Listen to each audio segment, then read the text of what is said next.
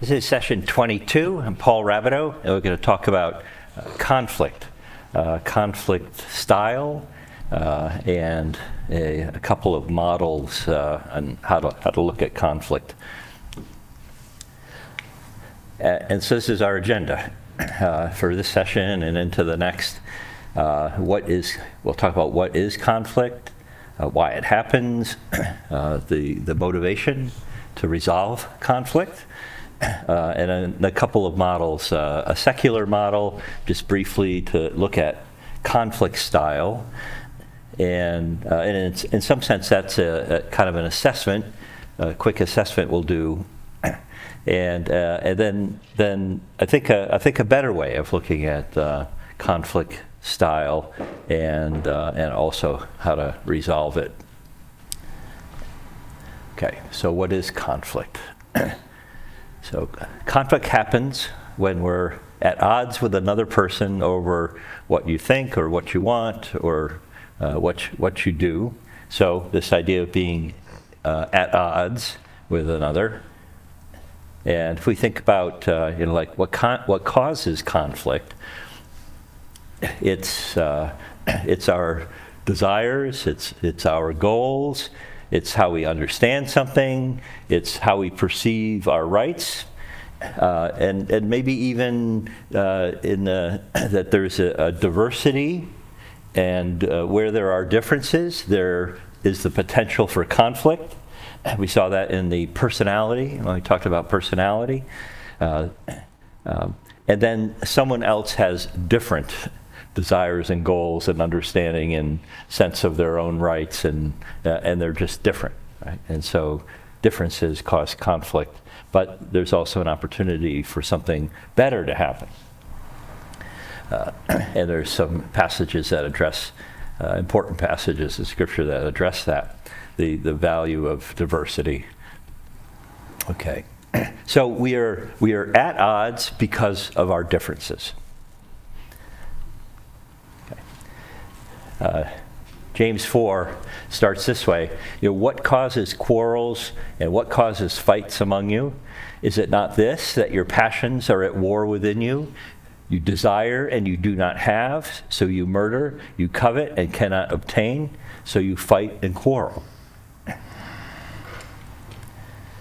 So we just think about this for a moment, about this verse from So the CBT model is, I think, I have a thought, it creates a feeling, and maybe it leads to a behavior. So think about this verse from that model. And then the emotional intelligence framework is being aware of myself, particularly my emotions, and then being able to regulate that, and then being aware of the emotions of another person and how we're interacting and being able to regulate that.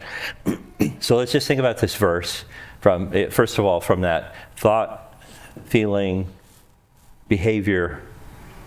What do you see if we look at it through that lens?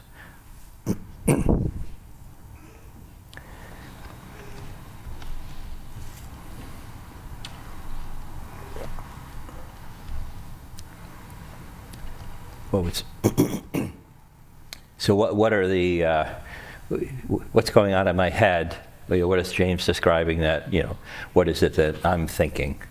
What would you pull out from this? Jealousy or envy. Okay. So that would be the feeling, that would be the emotion, that a jealousy, or I might say envy. Okay, there's something you have that I want. And so there's a thought there's a thought that creates that emotion. Like, what would that thought be? I want that. Yeah, I guess this is something desirable, right? This is something I like, you have it, I envy, and then James is pretty extreme here. Maybe there's a fight, there's a quarrel, there's a fight, there's murder. So that's a good way, I think, of describing this. So then how would emotional intelligence play a role here in dealing with that? I think maybe a big part of that would be having thankfulness, content. For what being content. Yeah, regulating myself to contentedness, because here I can see that I have desire. This is something I see it as something I want, and it could lead to argument, and that I hope I catch myself that this isn't right, and instead, can I be content? Can I regulate myself to content? Can I be thankful for what I have, and see that God has provided for me in the way that He wants to, and that I can be content.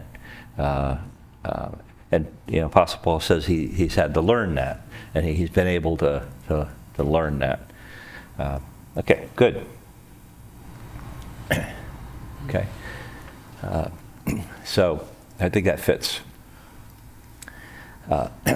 So when you see this word, like conflict, what do you think? What do you think about it? What do you think? What do you feel when you? Emotional tension between people. Yeah. So there's a tension inside of me. Conflict. I'm not. I'm sure I participate in my share of conflict, but this tension, this associated with that, with me, and then another person, and if they engage, then we have this tension. We each have this tension, and there's this tension between us. And I think that's very uncomfortable. Any other thoughts about that? Conflict? How comfortable are you with conflict? I don't like. You don't like it. Katie doesn't like it. I think there's some people who are comfortable, and I suppose that's that could be a good thing, or that could be a bad thing. They're not afraid, and they I don't know. It just seems to me I've known people who maybe even thrive on it, on conflict. Somehow that kind of energy feels good, or they're just a little too comfortable with it. But I wonder if you ever have thought about this, that when there is conflict, there's disagreement, there's differing opinions about what, and anything on that list that we just showed, and it's an opportunity. This disagreement between us, two different ideas, is an opportunity to build unity. Conflict is disunity, but so we have disunity. Can we turn that into unity? Okay, so I want to make this argument about the importance of unity. Okay, and even I'll say it's the primacy of unity. That unity is the most important thing to God. Okay, so that's the argument I want to make here. Above anything else that you can think of right now, that unity is the most important thing. So you can think about this over the days to come, and if you figure out that I'm wrong, I'm glad to hear about that. But so here's my argument. So God Himself, very nature is Trinity, right? Tri-unity. So God's very nature is a unity. It's a diversity, but it's also a unity. Okay, three persons in unity. When God created the first two human beings, one of the important things that He said, and Jesus repeated, it's repeated, is they shall become one flesh. So there were two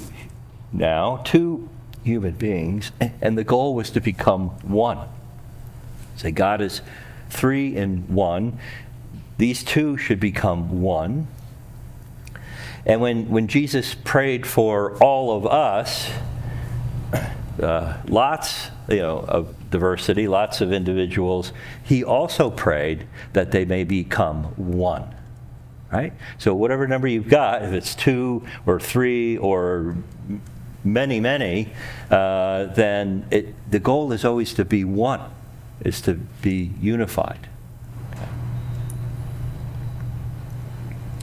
So, and we could go on with that, but that's my argument, that this is really important to God, and there will be a little more to say about that here. So this conflict and our motivation to resolve conflict. We could avoid conflict, and at times that might be the thing to do. It's just to avoid, I'll stay out of this one. But as a go-to strategy, as something I do all of the time, avoidance is not a good approach.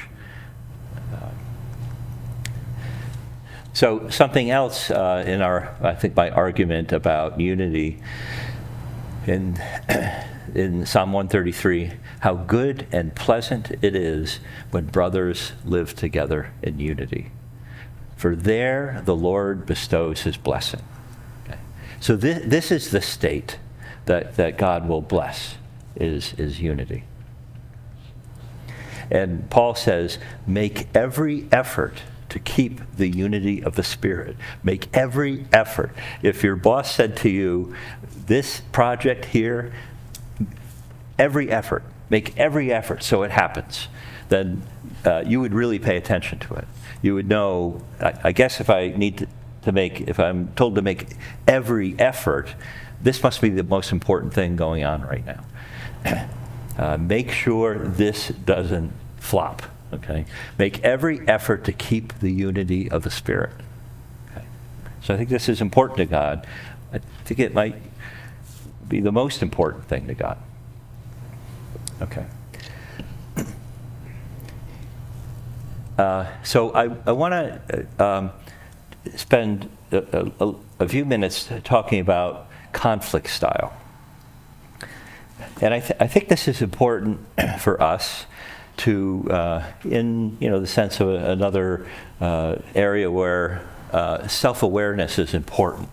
So when we look at this, I want you to think about that what is my go-to strategy?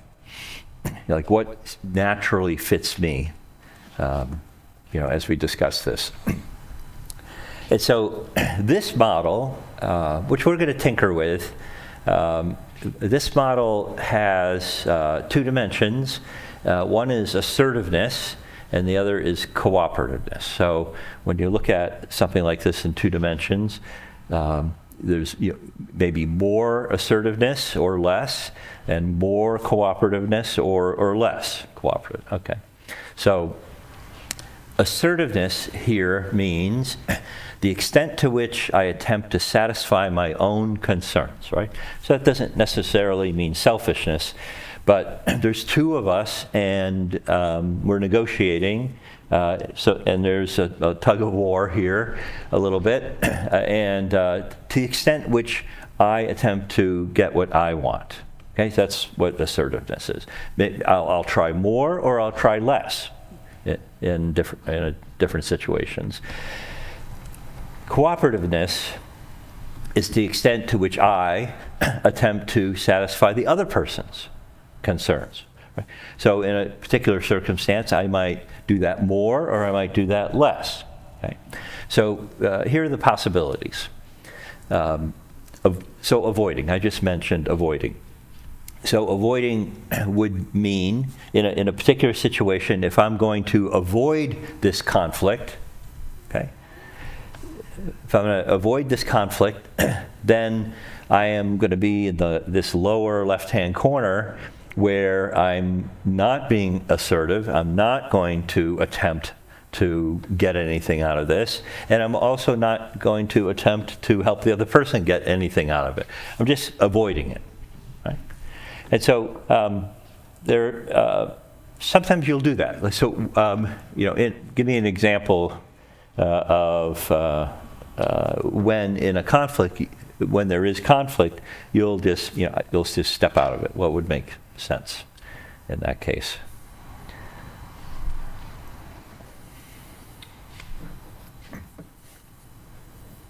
I'm having a fight with my brother over who's gonna use the video game console. And I was just like, okay, you use it, and just let him use it every time. Yeah. So it's something he really wants. You don't, at least at that point in time, don't care that much, and you'll just so you're not going to try to get anything. In that case, I wonder if what you're doing is accommodating, because what you're saying is. Go ahead. You have it. So you do a lot to just make the way so he can get exactly what he wants. Maybe avoiding would be getting rid of the video console so neither one of us can do it. Oh, so that could be right. You know what? We're always arguing over this. We're getting rid of it. So maybe something like that, right? I'm not getting what I want. You're not getting what you want, and that's going forward. That issue is completely avoided. Okay, I think that's a good example. But you've also given us the accommodating. So we're going to go all the way on the bottom to the right there, and then that would at another time it would be a good choice to accommodate. Other times you would be competing. So I think I have a couple examples here. So here's a little kid. I'm sure this picture is superimposed on the street. But so no children were harmed in creating this photograph. But I think this would be an example maybe of competing. That at this moment in time, when my child is out in the street chasing the ball and there's a car coming,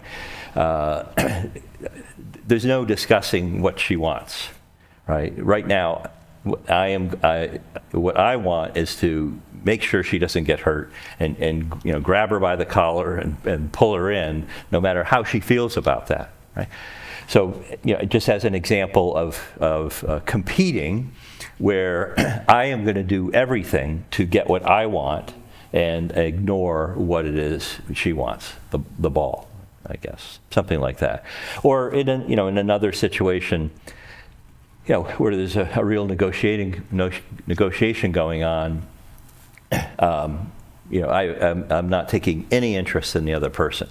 So I use this picture because there are times when this is a valid thing to do. This is the right thing to do, right? So when we look at these conflict styles, it's even though, let's say, one is collaboration, and that sounds good, why don't we just always collaborate? It takes a lot of time to collaborate. It's costly to collaborate. And maybe not everything is worth the effort of collaborating. So maybe we'll just, we'll split it in half, we'll compromise. So what I want to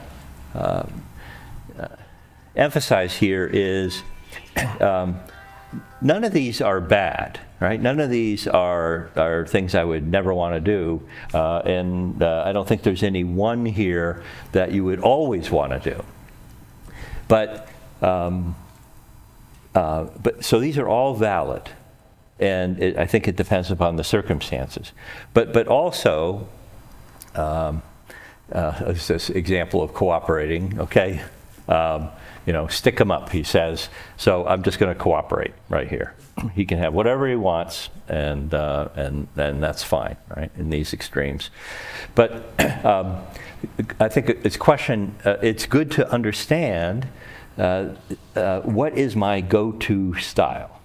Okay, do you have a sense of that? If we just we had briefly described each of these, what is it you are most comfortable with and most likely to do when you're confronted with a conflict?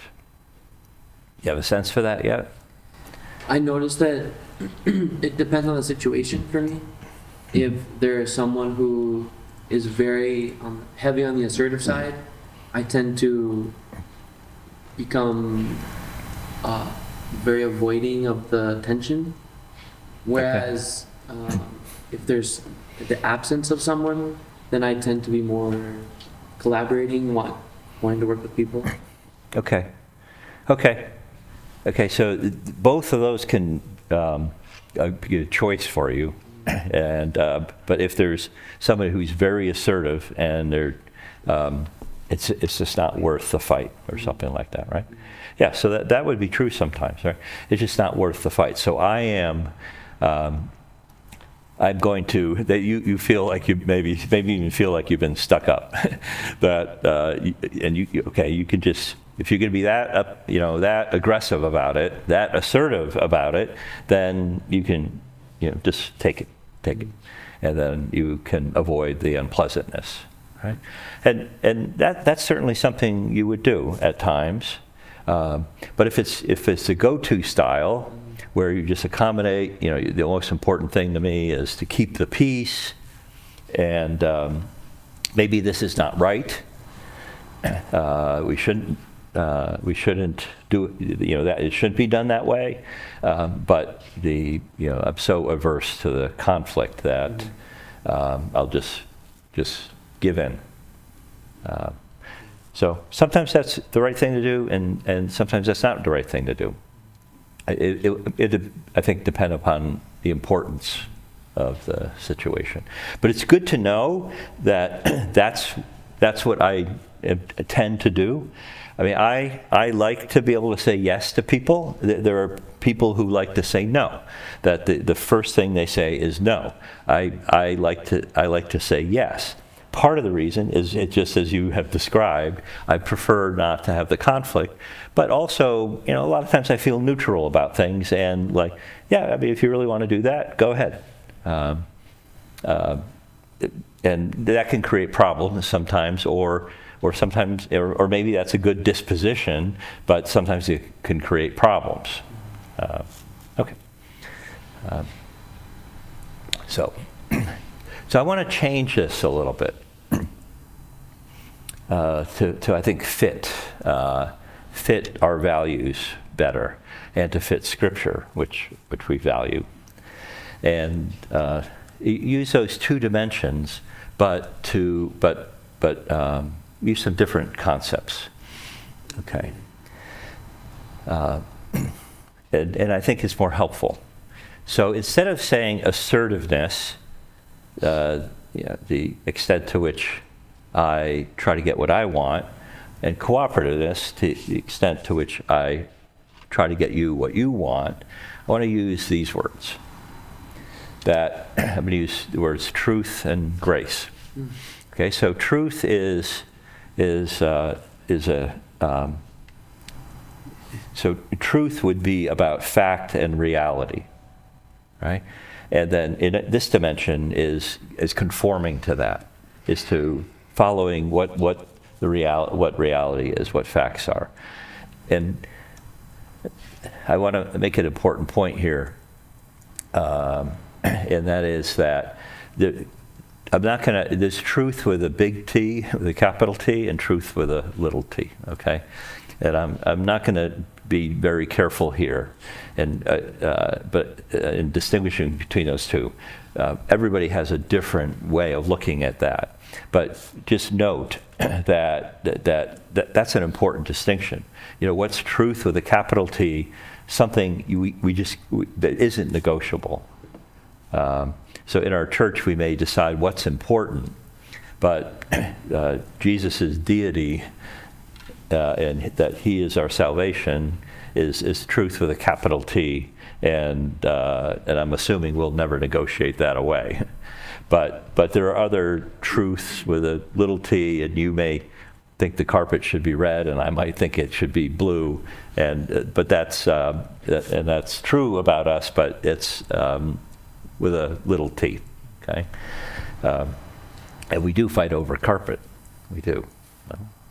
So, or at least we have differing opinions. So, okay, so truth, and then I just made this note here. And then grace, okay? And grace is favor, goodwill, unmerited favor, love, okay? So, and the Word became flesh and dwelt among us, and we have seen His glory as of the only Son from the Father, full of grace and truth. and in that same chapter. For the law was given through Moses, grace and truth came through Jesus Christ. I just want to share a story that's a little out of context here.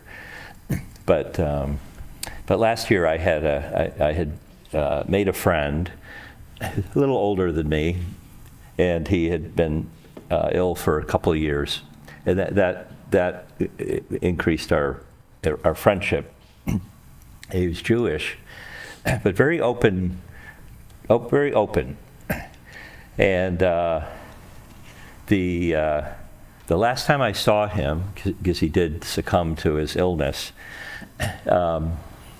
I had given him a Gospel of John, and I thought, before I left him, I said, let's just read something.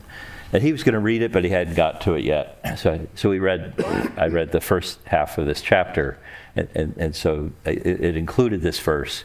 And I was thinking, Lord, what can I say, that would be meaningful here? And so I just read this verse again, and I said, Moses told us what was right, what was right and what was wrong, and then when we fail on that, Jesus made it up, right, through grace and truth, right? And he said, yeah, that makes sense, right? And I hope that exchange led to him being saved before he died in the next week. But that verse God gave it to me at that moment, and it was meaningful. So I think it's just a wonderful verse, and maybe a way of bringing together the New Testament, Jesus, with Jewish beliefs, bringing Jesus and Moses together. But what strikes me about these verses are these words, grace and truth. Okay? That Jesus was full of grace and truth. So we're going to use those two dimensions and other words. There's other words we could use. But there's grace and there's truth. And my observation is that people are either, some of us are full of grace, and others of us are full of truth, and there aren't many people who are full of grace and truth. Right? And maybe even the spiritual gifts, right? Maybe even the spiritual gifts you could put under grace and truth. You have mercy and helps, and you have the prophet and the discerner, okay? And that there aren't that many people who have the gift of mercy and the gift of prophecy. Maybe, right? Maybe. And that those of us who are more grace-oriented see that as more important, being helper and merciful and peacekeeping and stuff. And that those of us who are truth-oriented see those as important, more important. And it's easy for some of us to be grace-oriented, and it's easy for some of us to be truth-tellers. But Jesus was full of grace and truth, both. And that would be a goal in our lives, is to be full of both grace and truth. And I wonder whether our reward won't be so much in the things that are easy for us to do, but it'll be in the things that are not easy for us to do. That to the extent that us grace people, and it may be hard to state the truth, but when we learn that and we do that, and it's hard for us, that there is greater reward in doing that. Just a thought. There'll be a lot of thoughts I've had that Jesus will say, like, I don't know about that one. But Jesus is full of grace and truth, and I think in any case, that's a goal. That's a goal for us. And we'll see this. You see this in lots of Scripture. I hope that as you read through your Bibles, you see this more, because there's a lot of verses that put these ideas together. right? We saw a lot of verses that had emotions that were opposite of each other, right? We saw when we talked about fear, that there's fear and peace. Okay? So here, in 1 Corinthians 13, love rejoices in the truth. So love and truth. Strive for peace with everyone and for holiness. Okay? So I would put love and peace with grace and truth and holiness together.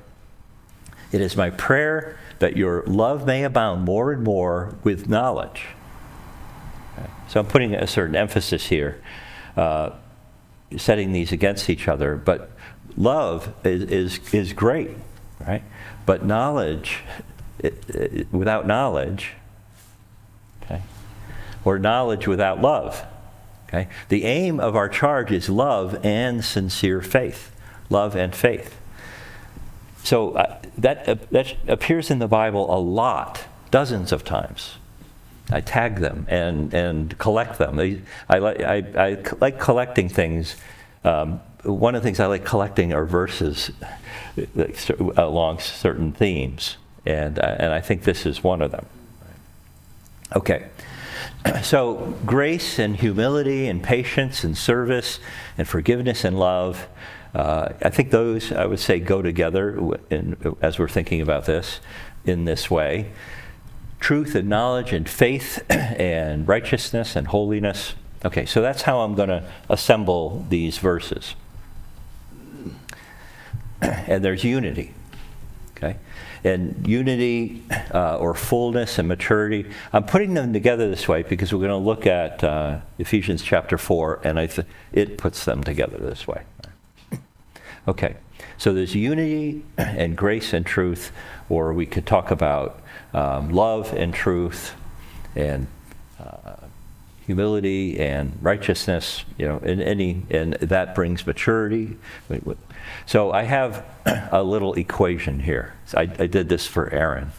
A little equation is that. So my equation is that grace times truth equals unity. Okay.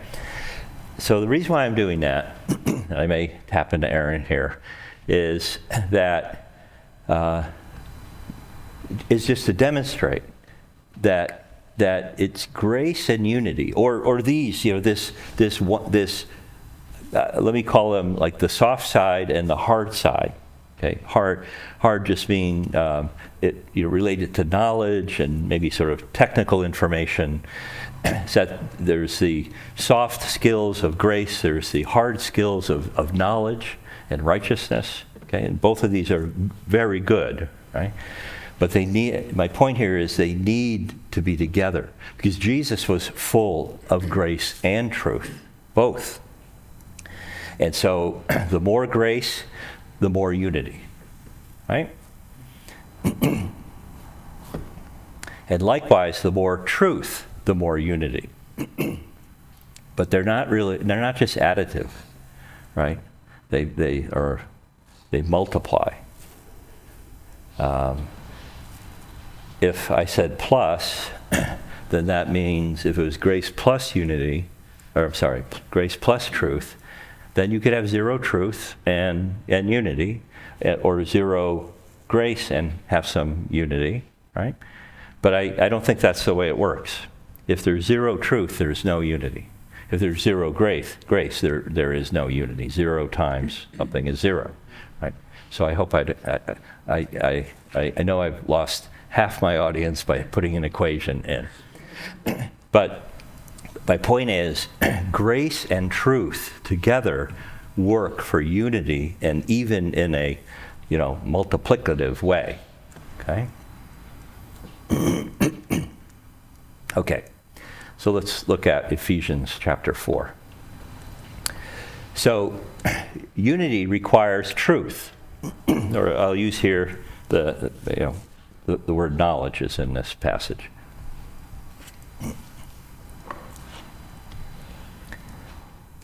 And he gave the apostles, the prophets, the evangelists, the shepherds and teachers to equip the saints for the work of ministry, for building up the bond of Christ.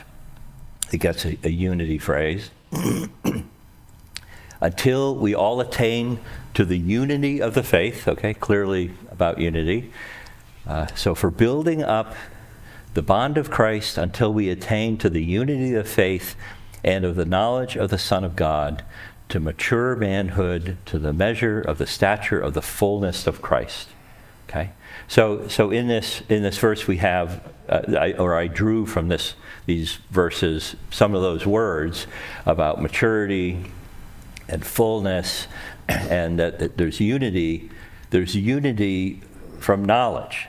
So he gave these gifts to the church, which are some, at least, teaching gifts, in order to equip the saints for a bond of Christ and the unity of the faith and of the knowledge of the Son of God. And this is how we mature, is through knowledge.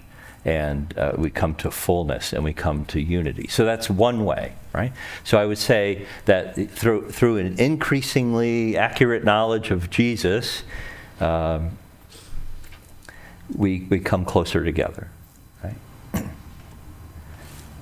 And that's so we study and we talk to each other about this understanding and that understanding, and as we communicate, we become more unified.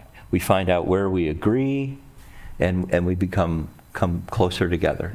And as we persuade one another, our unity increases, and that's through knowledge, through greater knowledge and sharing that knowledge. So we come to unity through knowledge. Earlier in the chapter says, I urge you to walk in a manner worthy of the calling to which you have been called, with all humility and gentleness, with patience, bearing with one another in love, eager to maintain the unity of the Spirit in the bond of peace. Right? So we are to walk worthy, which is a really nice phrase. It appears a number of times in Paul's writings. Walk worthy, okay, with humility and gentleness and patience and love, and not just love, but bearing with one another for the purpose of unity, eager to maintain the unity. Right? So that's another phrase from Paul that shows how important unity is. So unity also comes through love,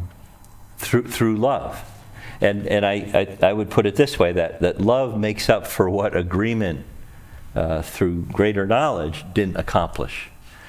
So I think that the way it works is that there's some disagreement between us, and then we share our thoughts about that topic, and we see how then we get closer together, or we understand, are we in agreement here? Are we unified? And we may discover that no, I think you're wrong about that, and then it's not. So a certain measure of unity is achieved by communicating. But we're never, with anybody, we're never ever going to be in perfect agreement. Someone said, if I completely agreed with you on everything, then one of us is not necessary, right? So there is going to remain some disagreement and some diversity. But we make up that difference in love. Okay? And that's how we come to unity. I mean, in my church, we have a diversity of elders with different ideas, and there are lots of times when we disagree. But I also have a sense that we really love one another, and we do. And some have looked at that as, well, there's disunity among the elders, and only because they see that we disagree. But what I experience is that there is a gap in terms of what we believe, but that we make it up We make up the rest of it in love. And actually there's a lot of good unity among the Cedar Croft elders, but it's a combination of knowledge and discussion and then love for one another. And then we can come up with, what we want to do, and there's unity. Okay. So that I want to change these dimensions. The goal is unity, and through grace and truth, we achieve unity. Okay. And so, like the other chart, there is truth, okay, which includes righteousness, holiness, faith, knowledge, those ideas. Okay, truth is what is right. Okay, so on the vertical dimension, on the horizontal dimension is grace and love and kindness and mercy and gentleness, goodness, and maybe other things, other words that the Bible uses that are about our relationship. So what is right? So that we want what is right, especially big T truth. Okay, so we're concerned about what's right, but we're also concerned about the relationship. And both of those are valuable. Right? Because both of those dimensions make up unity, more or less. Less relationship is less unity. More truth is more unity. More shared truth is more unity. Okay? So when we think about, the purpose of this discussion is that we'll discuss again, like, where am I?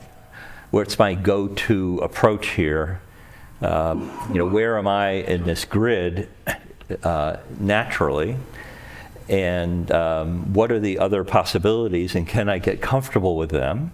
Can I get comfortable with confrontation if I am kind of a peacekeeper type person?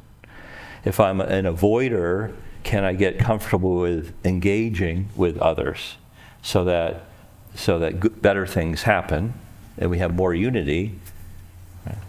So when you confront conflict in your ministry as you go forward, it's a framework for thinking about how to deal with conflict.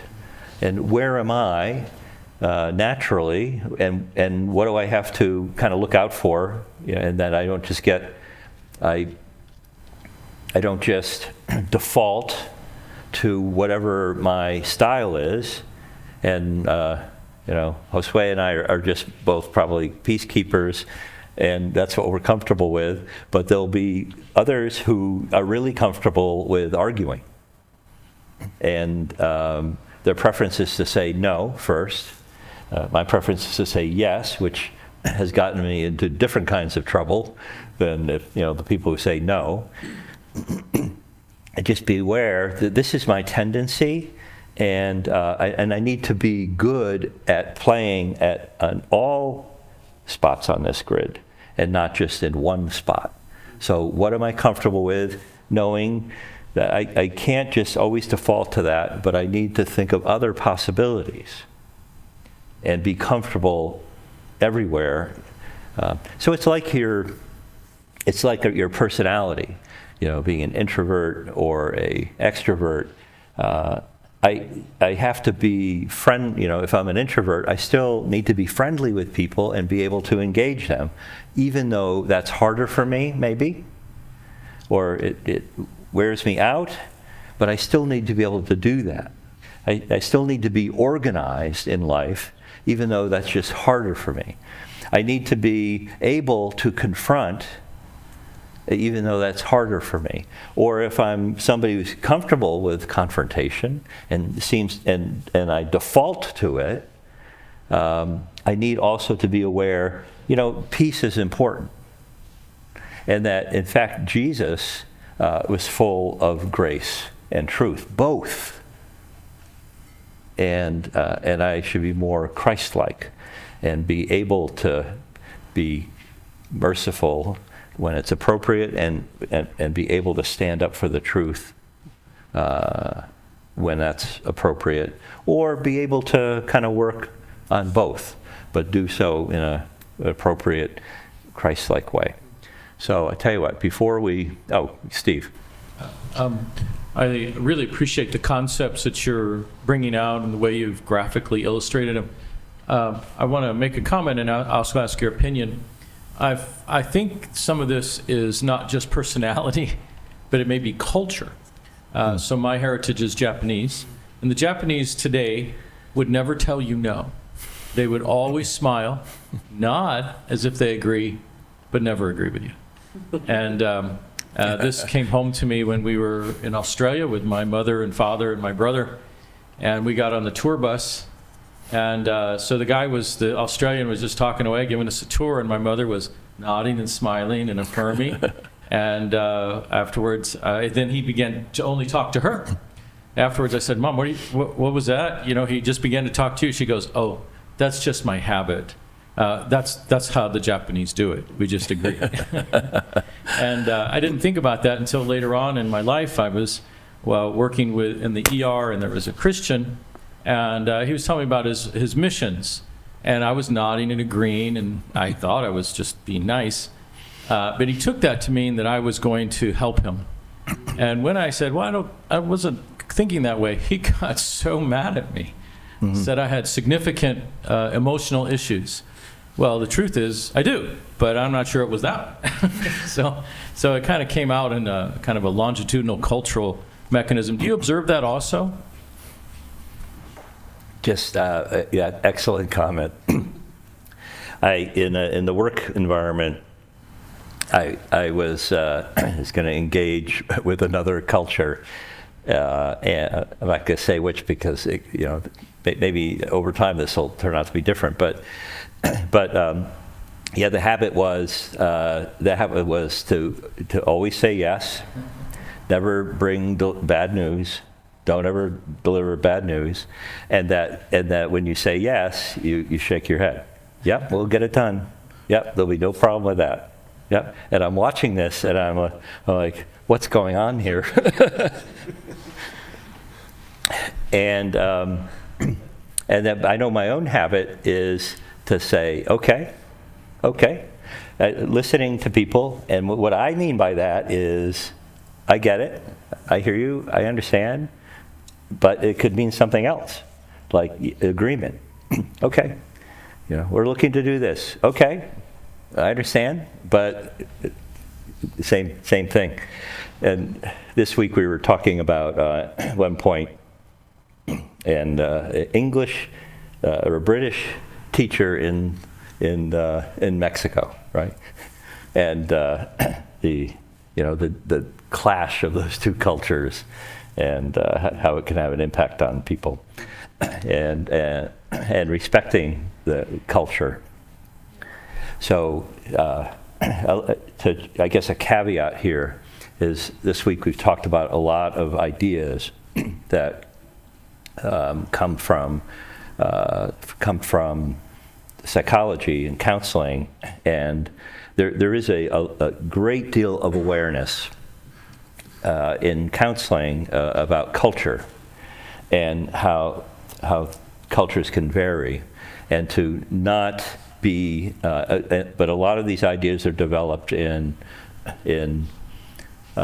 cold climate cultures in North America and Northern Europe, and they just may not fit in warm climate cultures, and not to be pushy about that. Just not to be pushy about that, and account for a person's culture, which would also define some the situation they're in. And if I'm talking to an American kid, and it's I'm 25 years old and I should get out of my house, I would say especially if it's my house, right? But that's part of maturing, right? But you may not do that. That could be terrible advice, in another culture, right? And we can't. There's things that we think are right, but they're cultural, and I think that's one of the great values of the Bible. Is, I mean, it was formed in the Middle East, in the middle, okay, between East and West, and but more than that, it's God and His truth, and we have to be very careful not to see that through our cultural lens, but just understand its truth and understanding its culture too, and its truth. So. Actually, this is, when you're talking about conflict, then this is where this kind of thing could come out, because there's a lot of energy, and people might feel there's a lot at stake. Okay, so we'll take a break, and then we'll start playing with this chart in our next section.